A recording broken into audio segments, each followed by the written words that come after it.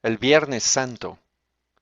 Bienvenidos a este podcast especial sobre la Semana Santa que la División Publicaciones y Medios de la Fundación Proyecto Esdras AC pues está promoviendo y generando para que podamos recordar un poquito los eventos más relevantes en la vida de Jesús durante su última semana en la tierra. Hoy nos vamos a enfocar en lo que sucedió el famoso Viernes Santo. Es un día tal vez el más intenso en eventos, el más dramático también, y es un día al que los evangelios le dedican bastante material, empezando con Mateo 26:47, Marcos 14:43, Lucas 22:47 y desde Juan 18:1 en adelante, por varios capítulos en cada uno de los evangelios, es donde se narran todos los eventos que pasaron el viernes. Los evangelistas pusieron especial énfasis en relatarnos estos eventos desde las cuatro perspectivas de los cuatro evangelistas, así que hay mucho material para revisar. Por cuestiones de tiempo, tal vez no podemos revisar a detalle cada una de las secciones, pero especialmente por este día, por el Viernes Santo, sí vale la pena que leamos al menos lo que pasó y vamos a poner especial énfasis en los últimos momentos de la vida de Jesús, cuando estaba crucificado y cuando muere. Vamos a iniciar en Mateo 26:47. Voy a ir leyendo lo que sucedió todo el viernes y voy a ir haciendo algunos comentarios en el camino, pero eso nos va a ayudar a entender un poquito más el contexto de ese último momento. Mateo 26:47 inicia justo después de la famosa oración del huerto de Getsemaní, donde Jesús ora varias veces y por varias horas rogándole a Dios que de ser posible no pasara por ese trago amargo que era su tortura y su crucifixión, pero al final se rindió y le dijo a Dios en Mateo 26:42, hágase tu voluntad. Justamente cuando todavía está esa escena y estamos hablando de jueves en la noche y ya comenzando el viernes en la madrugada, pasa lo siguiente. Mateo 26:47. Todavía estaba hablando Jesús cuando llegó Judas, uno de los 12. Lo acompañaba una gran turba armada con espadas y palos, enviada por los jefes de los sacerdotes y los ancianos del pueblo. El traidor les había dado esta contraseña: al que le dé un beso, ese es, arréstenlo. Enseguida, Judas se acercó a Jesús y lo saludó. Rabí, le dijo, y lo besó. Amigo, le replicó Jesús, ¿a qué vienes? Entonces los hombres se acercaron y prendieron a Jesús. En eso, uno de los que estaban con él extendió la mano, sacó la espada e hirió al siervo del sumo sacerdote, cortándole una oreja. Guarda tu espada, le dijo Jesús, porque los que a hierro matan, a hierro mueren. ¿Crees que no puedo acudir a mi Padre y al instante pondría a mi disposición más de 12 batallones de ángeles? Pero entonces, ¿cómo se cumplirían las escrituras que dicen que así tiene que suceder? Este momento donde Jesús expresa lo que pudo haber hecho para evitar esto, se refiere a más de 12 batallones de ángeles. El texto original dice 12 legiones, y se sabe que cada legión en el Imperio Romano, en el ejército romano, se componía aproximadamente de 6,000 hombres. Si Jesús dijo que más de 12 legiones de ángeles podrían ser enviadas si él lo pedía, estamos hablando de más de 72,000 ángeles que él afirma que Dios pudo haber enviado para defenderlo. Pero el enfoque de Jesús está claro en el versículo 54.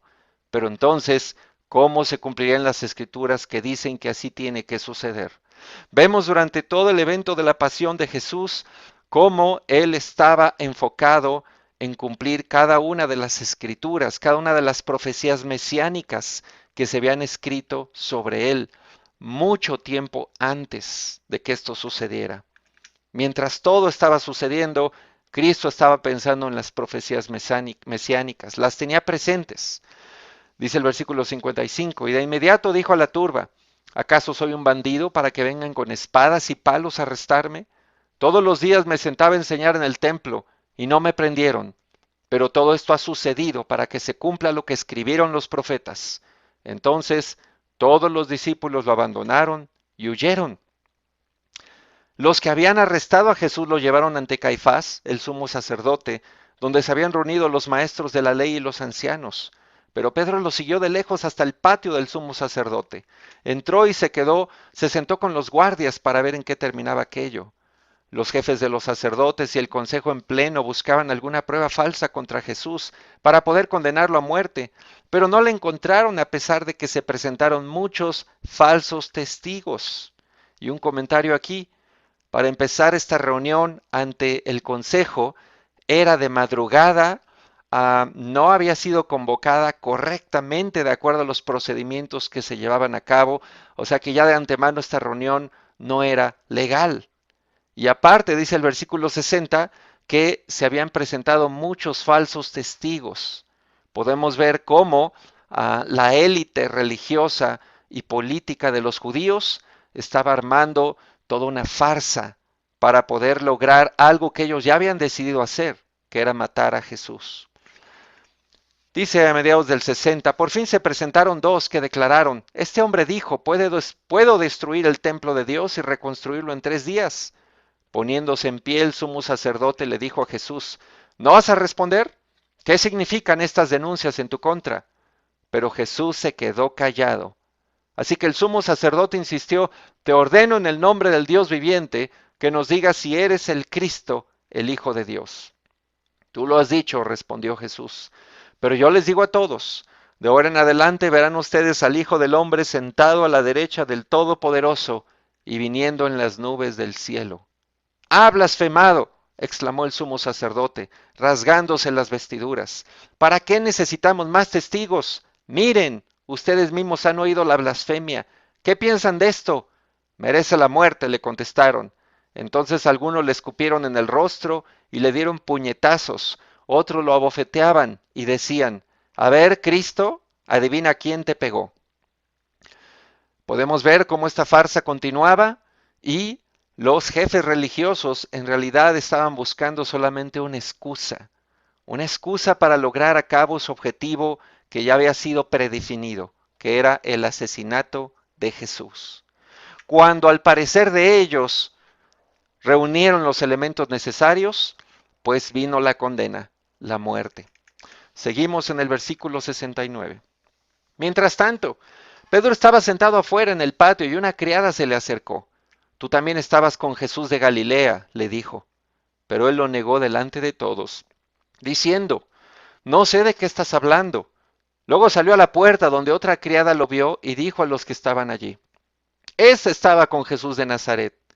Él lo volvió a negar, jurándoles: ese hombre ni lo conozco.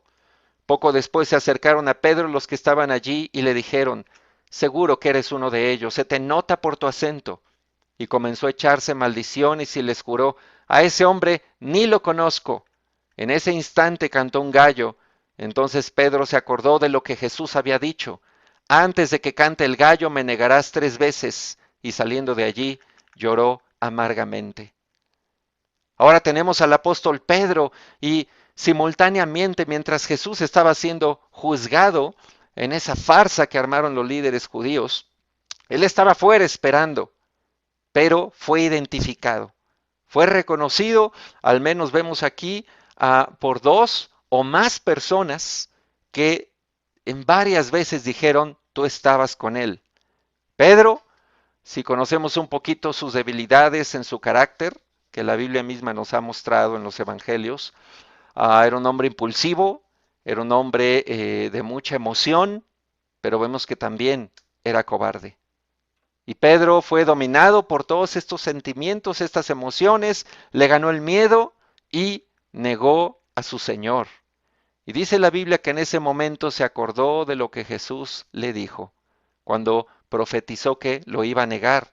Y lo que hizo Pedro fue que salió de allí y se fue a llorar. Pedro se perdió todo lo que siguió porque estaba llorando, lejos de ahí, escondido, lamentándose tanto haber negado a su Señor.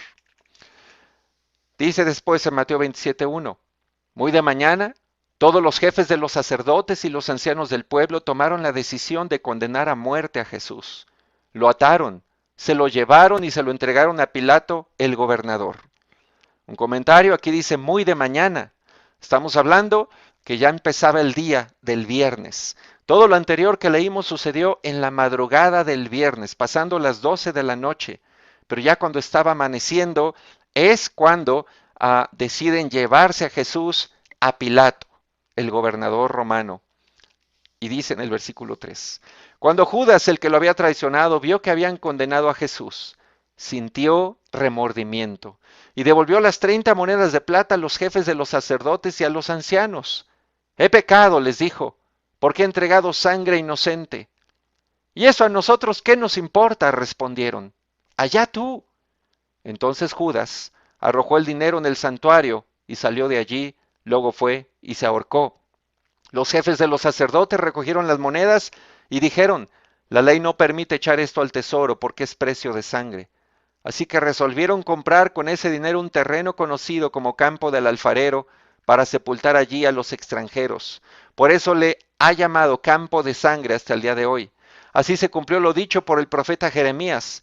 Tomaron las 30 monedas de plata, el precio que el pueblo de Israel había fijado, y con ellas compraron el Campo del Alfarero, como me ordenó el Señor. Aquí vemos cómo termina su vida el traidor, Judas. Ya hablamos de él y ya hablamos también en estos podcasts de las razones que llevaron a Judas a traicionar a Jesús. Pero vemos cómo termina toda esta ambición de dinero y toda esta amargura que él andaba cargando. Al final, cuando se da cuenta todo lo que estaba pasando, la Biblia dice que sintió remordimiento. Remordimiento no es lo mismo que arrepentimiento. Judas no estaba arrepentido y, pues siguiendo su misma línea de carácter, decidió irse por la salida fácil y se ahorcó, se suicidó. Y la Biblia también nos dice acá en el versículo 9 que pues las 30 monedas de plata fueron usadas para comprar un campo que se llama del alfarero. Y curiosamente esto está predicho en Zacarías 11, 12 al 13, en Jeremías 19, 1 al 13 y 32 del 6 al 9. Profecías mesiánicas escritas mucho tiempo antes se estaban cumpliendo en estos momentos. Paralelamente a este evento, dice Mateo 27:11, mientras tanto, Jesús compareció ante el gobernador y éste le preguntó, ¿eres tú el rey de los judíos? Tú lo dices, respondió Jesús. Al ser acusado por los jefes de los sacerdotes y por los ancianos, Jesús no contestó nada. ¿No oyes lo que declaran contra ti? Le dijo Pilato. Pero Jesús no respondió ni a una sola acusación, por lo que el gobernador se llenó de asombro. Ahora bien, durante la fiesta el gobernador acostumbraba a soltar un preso que la gente escogiera. Tenía un preso famoso llamado Barrabás, así que cuando se reunió la multitud, Pilato, que sabía que le habían entregado a Jesús por envidia, les preguntó, ¿a quién quieren que le suelte? ¿A Barrabás o a Jesús, al que llaman Cristo? Mientras Pilato estaba sentado en el tribunal, su esposa le envió el siguiente recado. No te metas con ese justo, pues por causa de él hoy he sufrido mucho en un sueño.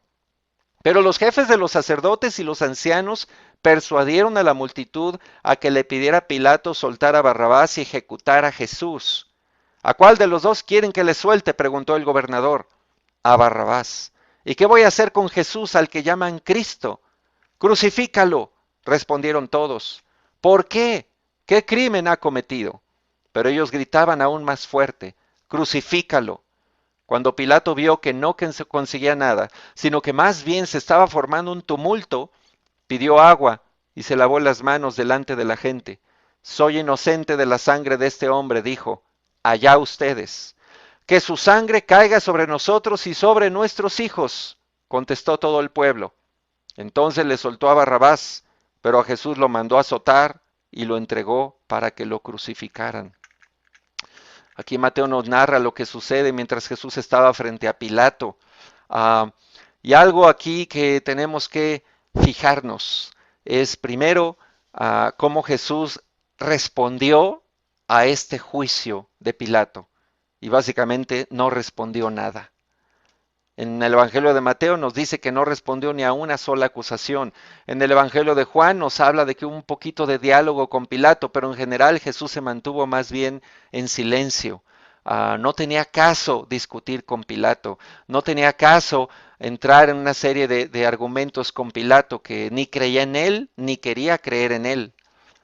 Sin embargo, algo interesante es que versículo 18 dice que Pilato se había dado cuenta que habían entregado a Jesús por envidia.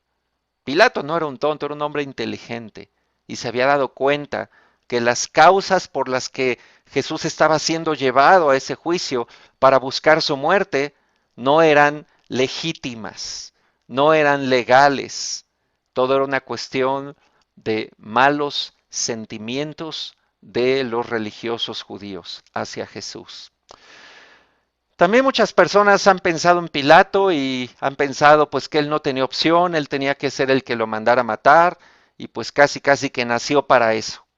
Sin embargo, vemos en el versículo 19 cómo su esposa le manda una advertencia, la esposa de Pilato, y le avisa que no se metiera con él porque había sufrido mucho en un sueño.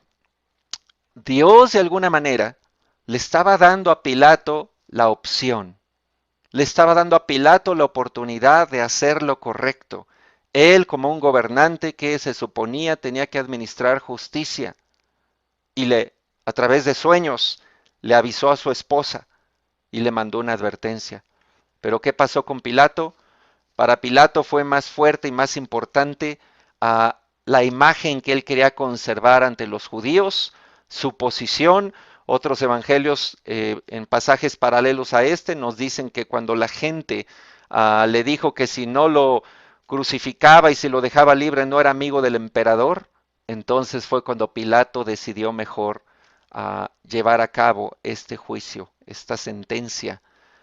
Y obviamente Pilato tenía otras prioridades y no era hacer justicia. Pero lo que no podemos decir es que Pilato no tuvo opción. Siempre hay opción. Siempre Dios nos permite tomar decisiones. Siempre tenemos libre albedrío. Pero ellos decidieron continuar.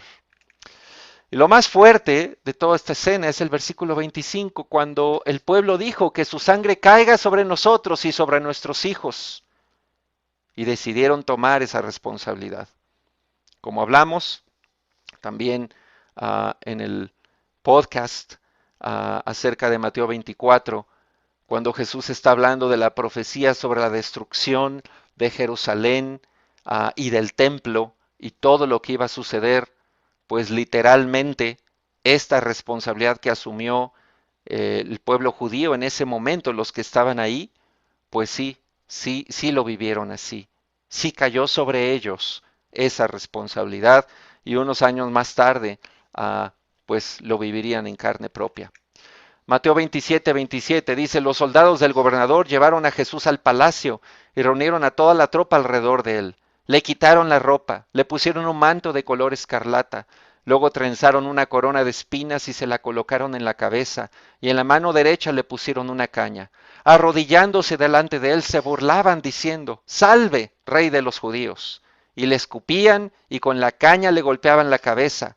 Después de burlarse de él, le quitaron el manto, le pusieron su propia ropa y se lo llevaron para crucificarlo.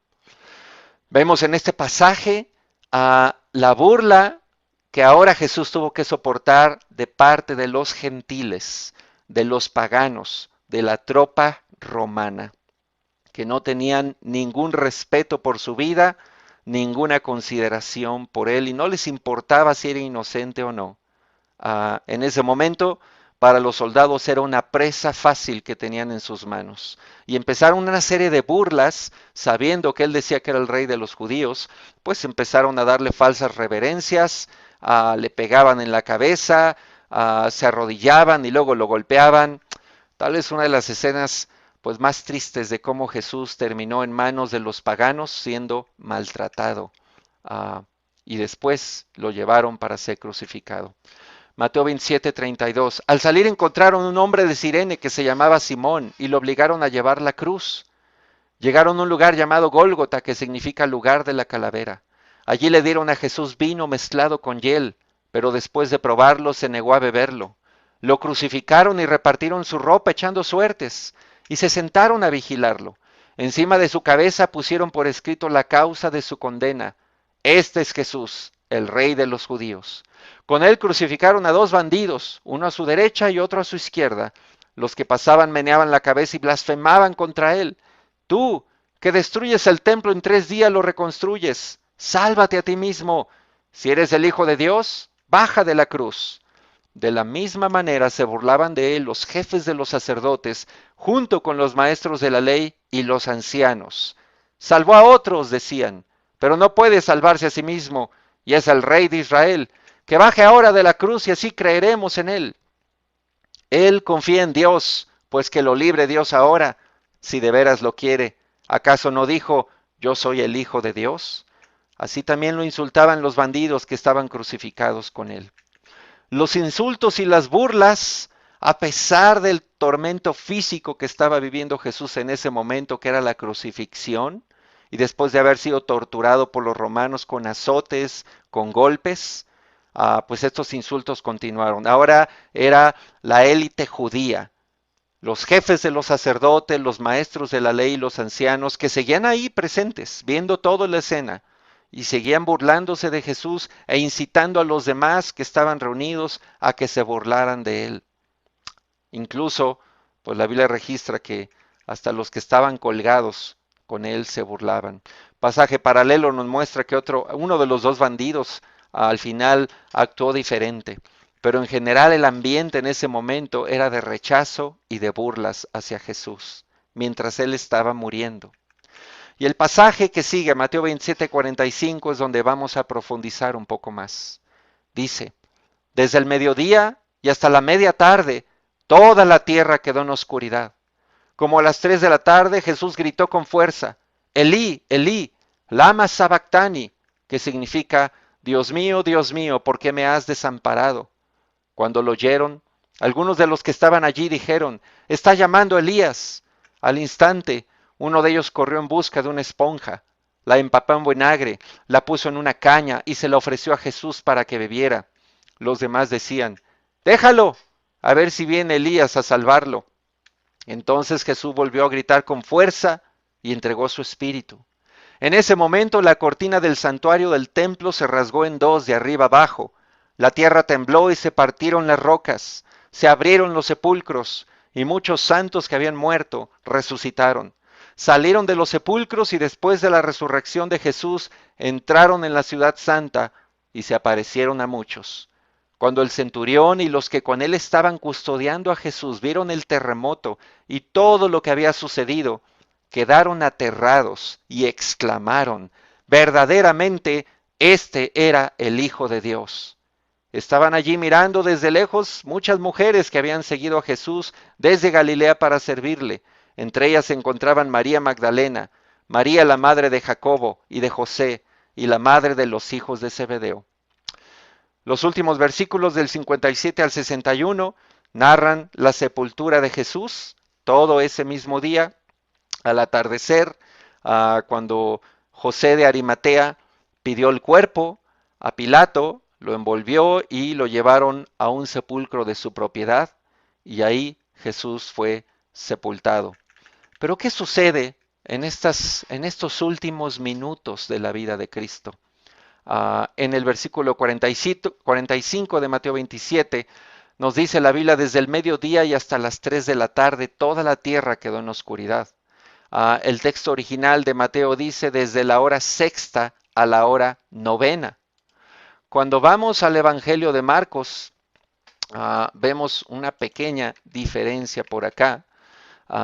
Resulta que Marcos 15:25 dice, eran las 9 de la mañana cuando lo crucificaron, o en forma más literal dice, era la hora tercera 9 a.m. cuando lo crucificaron. Juan 19:14 nos dice, era el día de la preparación para la Pascua, cerca del mediodía, cuando Jesús sale del pretorio. Entonces aquí viene una pregunta. ¿A qué se refiere estas diferentes menciones de horarios? La hora sexta, la hora novena. Las traducciones en español ya nos ponen que murió a las 3 de la tarde, pero las versiones originales o más antiguas de los textos nos hablan de un horario diferente. Es aquí donde recursos como la Biblia de Estudio Apologética nos ayudan y nos dicen que pues Juan En este caso estaba utilizando el horario romano que iniciaba a las 12 del día, 12 de la, más bien 12 de la madrugada, así que la hora sexta correspondía a las 6 de la mañana. Mientras que Marcos usaba la forma típica judía de medir el tiempo, así que la hora tercera para Marcos equivaldría a las 9 a.m. para nuestro calendario. Entonces, no hay contradicción en los horarios, sino simplemente un evangelista escribió utilizando el horario romano y otro evangelista escribió utilizando la forma típica judía de medir los días, que para ellos el día comenzaba a raíz de que amanecía y de ahí empezaban a partir las horas del día. Esa es la explicación de estos diferentes sistemas de horas, pero en términos generales es correcto, desde el mediodía hasta las 3 de la tarde es cuando Jesús entrega el Espíritu. Y también dice la Biblia que la tierra queda en oscuridad desde mediodía hasta la media tarde. Parece que hubo un fenómeno cósmico en ese momento, un fenómeno atmosférico, y realmente la tierra se quedó en oscuridad. Y es en ese momento cuando Mateo registra en Mateo 27:46 una frase, Elí, Elí, lama sabactani, que significa Dios mío, ¿por qué me has desamparado? El Evangelio de Marcos también registra una frase similar. En Marcos 15:34 dice, Eloi, Eloi, lama sabactani, que significa Dios mío, ¿por qué me has desamparado? Uno está en arameo, otro está más en hebreo, pero ambas referencias apuntan al Salmo 22:1. Jesús estaba parafraseando el Salmo 22:1. ¿Y qué es este salmo? Es un salmo que es considerado mesiánico, una profecía mesiánica, escrito aproximadamente en el año 1000 antes de Cristo, 1000 años, más de 1000 años antes de que sucedieran los eventos, y Jesús repite lo que dice el Salmo 22 y se los voy a leer porque es relevante para este momento. Dice, versículo 1, Salmo 22, Dios mío, ¿por qué me has abandonado? Lejos estás para salvarme, lejos de mis palabras de lamento. Dios mío, clamo de día y no me respondes, clamo de noche y no hallo reposo, pero tú eres santo, tú eres rey, tú eres la alabanza de Israel. En ti confiaron nuestros padres, confiaron y tú los libraste. A ti clamaron y tú los salvaste.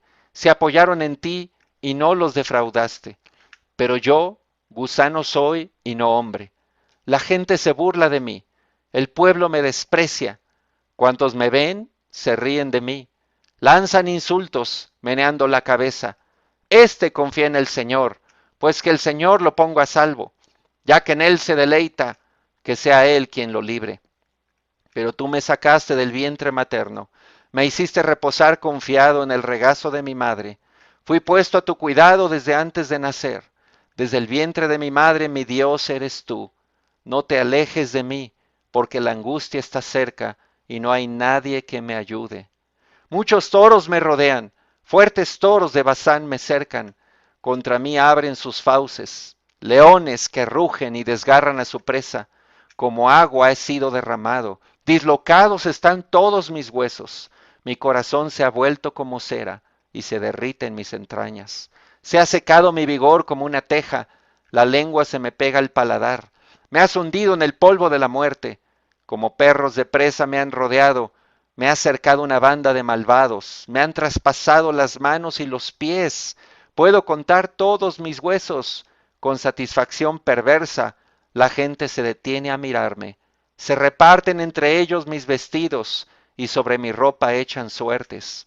Pero tú, Señor, no te alejes. Fuerza mía, ven pronto en mi auxilio. Libra mi vida de la espada, mi preciosa vida del poder de esos perros. Rescátame de la boca de los leones. Sálvame de los cuernos de los toros. Proclamaré tu nombre a mis hermanos. En medio de la congregación te alabaré. Alaben al Señor los que le temen. Hónrenlo, descendientes de Jacob. Venérenlo, descendientes de Israel, porque él no desprecia ni tiene en poco el sufrimiento del pobre. No esconde de él su rostro, sino que lo escucha cuando a él clama. Tú inspiras mi alabanza en la gran asamblea. Ante los que te temen cumpliré mis promesas. Comerán los pobres y se saciarán. Alabarán al Señor quienes lo buscan. Que su corazón viva para siempre. Se acordarán del Señor y se volverán a Él todos los confines de la tierra. Ante Él se postrarán todas las familias de las naciones, porque del Señor es el reino. Él gobierna sobre las naciones. Festejarán y adorarán todos los ricos de la tierra. Ante Él se postrarán todos los que bajan al polvo, los que no pueden conservar su vida. La posteridad les servirá. Del Señor se hablará a las generaciones futuras. A un pueblo que aún no ha nacido, se le dirá que Dios hizo justicia. ¡Wow! ¡Qué impresionante salmo! Más de 1000 años antes de que estos eventos sucedieran, y justo lo que acabamos de leer es lo que ya estaba escrito. Cómo Jesús se sentía estando clavado en esa cruz, solo. Nadie lo podía ayudar y le rogaba a Dios que no lo dejara, que no lo abandonara. Las palabras que usa el Salmo 22 era justo lo que estaba viviendo Cristo. El pueblo me desprecia, gusano soy, me lanzan insultos, se burlan de la confianza en Dios que tengo. Todo exactamente estaba sucediendo así, incluyendo el momento en que se estaban jugando sus ropas los soldados romanos abajo y también cuando fue traspasado de manos y pies, refiriéndose obviamente a la crucifixión. Qué impresionante salmo. Realmente refleja el corazón de Jesús en el momento que estaba crucificado. Y sí, es cierto, Jesús sintió que Dios lo estaba abandonando. Es muy probable, amigo y hermano, que en ese momento la ira de Dios por los pecados de la humanidad cae totalmente sobre Jesús. Y él siente el distanciamiento. Recordemos que la Biblia nos afirma que Dios no tolera el pecado, que Dios no lo soporta, que Dios no quiere saber nada con el pecado. Y en ese momento que pone encima de Jesús todos los pecados de la humanidad, literalmente se aleja de Jesús. Y él lo sintió. Sintió a su Padre alejándose de él. Y por eso lanzó este grito. ¿Por qué me has desamparado? Mateo 27 continúa diciendo en el versículo 50 que en ese momento Jesús volvió a gritar con fuerza y entregó su espíritu. Jesús muere aproximadamente a las 3 de la tarde. Y por generaciones este mensaje se ha escuchado. Muchas personas afirman que pues sí, fue un evento histórico, pero nada tiene que ver con ellos ahora en la modernidad, en los tiempos recientes.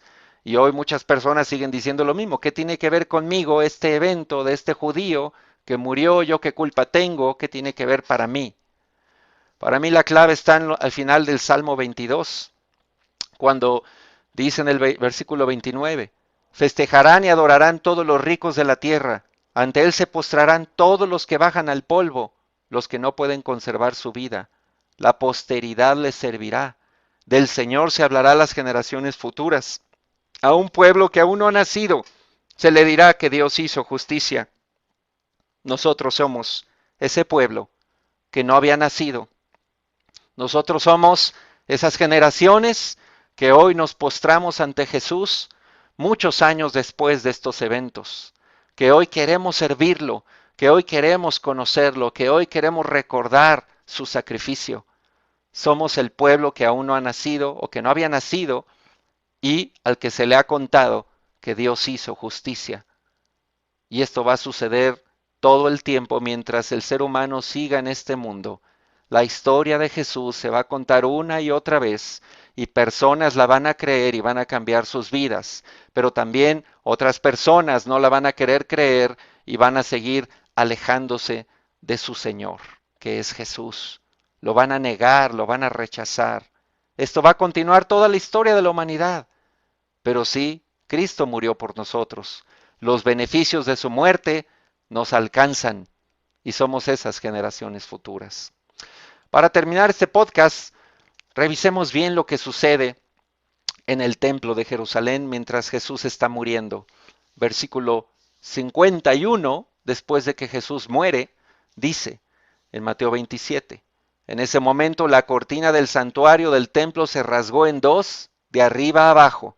La tierra tembló y se partieron las rocas, y luego relata que muchos muertos salieron de los sepulcros. Y tan fuerte fue toda esta impresión de eventos sobrenaturales que el mismo centurión y los que estaban ahí acusando a Jesús y que seguramente fueron quienes lo crucificaron, dijeron, verdaderamente este era el Hijo de Dios, y estaban aterrados. ¿Qué se requiere para aterrar a un centurión romano y sus grupos de asesinos que tenía a su cargo? Hombres rudos, hombres acostumbrados a matar, hombres acostumbrados a la guerra. Esto no fue cualquier cosa. Hubo una serie de eventos sobrenaturales que se dieron justo en el momento que Jesús muere. Y uno de los más relevantes teológicamente es cuando la cortina del santuario del templo se rasgó en dos, de arriba abajo. ¿Qué significa exactamente que esta cortina se haya rasgado en dos, de arriba abajo?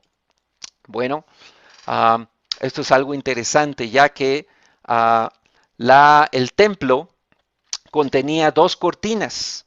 De acuerdo al nuevo comentario ilustrado de la Biblia, de Editorial Caribe, el templo contenía dos cortinas, una delante del lugar santo y otra entre el lugar santo y el lugar santísimo, donde se creía que residía la presencia de Dios.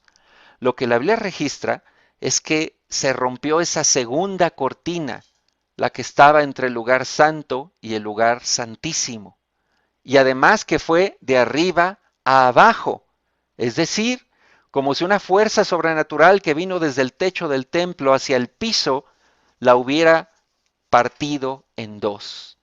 ¿Cómo se puede interpretar esto? Hay varias formas de verlo, de acuerdo a los estudiosos.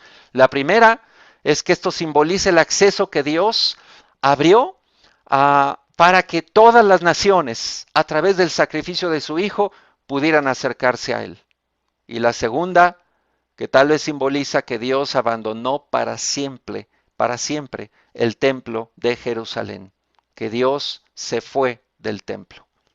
Lo que es seguro es que ninguno de estos eventos fueron circunstanciales, y ese día eventos sobrenaturales sucedieron marcando el momento preciso en que el Hijo de Dios murió por los pecados de la humanidad, murió por tus pecados y murió por mis pecados, y después fue sepultado. Con esto terminamos el podcast del día viernes.